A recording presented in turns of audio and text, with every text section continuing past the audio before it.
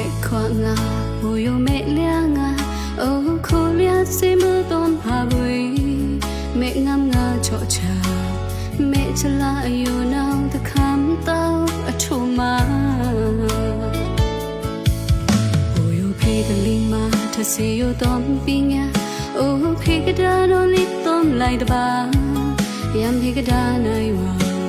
mưa tôm hà bụi tao tham phê bồ ta để chân chân quan thân lỗ lệ bụi lưu lên nam phong ngà bờ ra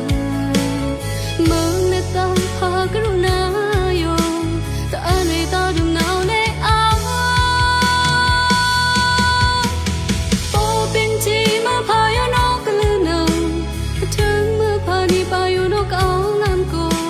ta thoáng kha tao nào nè áo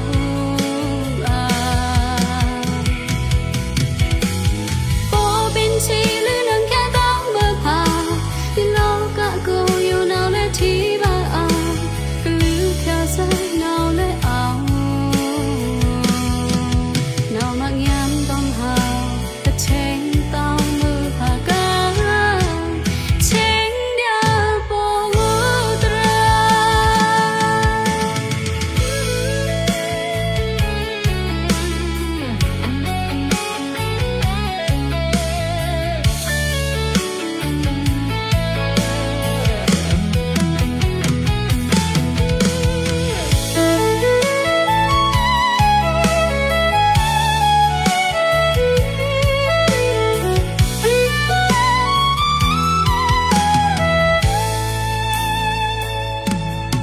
ôi mẹ khoan ngà ôi mẹ lia ngà ô khô lia xí mưa tôm hà bụi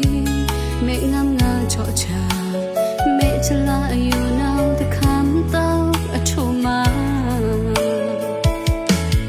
ôi phi cái linh mà thật sự yêu tôm phi nghe ô phi cái đá nó lít tôm lại đá ba yam phi cái đá này vào mưa tôm hà bụi tao tham phê